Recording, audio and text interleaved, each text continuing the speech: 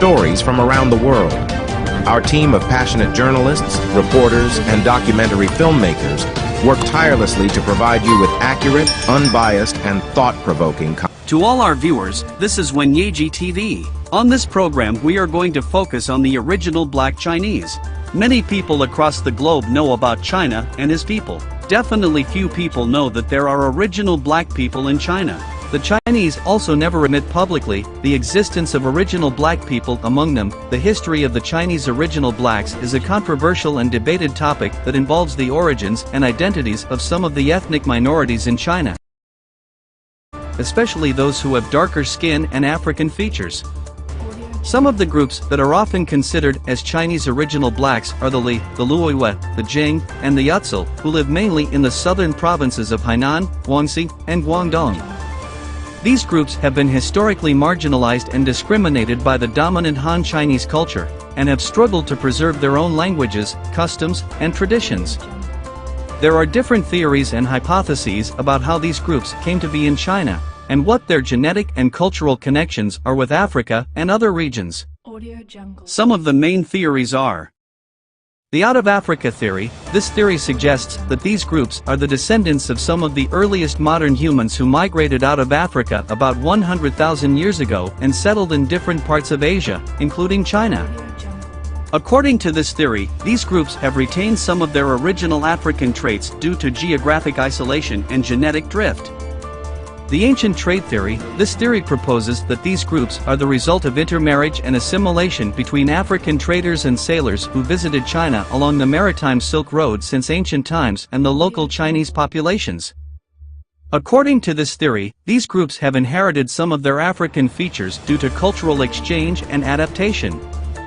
The recent migration theory. This theory argues that these groups are the offspring of African slaves and soldiers who were brought to China by Arab and European colonial powers from the 15th to the 19th centuries and who mixed with the native Chinese people. According to this theory, these groups have acquired some of their African characteristics due to historical oppression and exploitation. These theories are not mutually exclusive, and may have some elements of truth and validity. However, they are also based on limited evidence and biased assumptions, and may not reflect the full complexity and diversity of these groups' histories and identities. More research and dialogue are needed to better understand and appreciate these groups' contributions and challenges in China's society. The question of whether there are original black people among the Chinese is not a simple one to answer, as it depends on how one defines and identifies blackness and Chineseness. There is no official or consensus definition of these terms, and different groups and individuals may have different views and experiences on this issue. However, based on some sources, it seems that the Chinese government and society do not fully admit or recognize that there are original black people among them. According to a report by the Minority Rights Group International, the Chinese government does not include any of the groups that are considered as Chinese original blacks in its official list of 56 ethnic minorities in China. Instead, these groups are classified under other categories such as Li, Yao, Chuan, Hui, etc., which may not reflect their true origins and identities. The report also states that these groups face discrimination and marginalization in China, as they are often stereotyped as backward, primitive, or inferior by the dominant Han Chinese culture. According to an article by the BBC, the Chinese society also has a negative attitude and prejudice towards black people in general, which affects the perception and treatment of the Chinese original blacks as well. The article cites some examples of racism and discrimination that black people face in China, such as being denied entry to public places, being harassed or attacked by strangers, being mocked or ridiculed by the media, and being excluded or exploited by the economic system.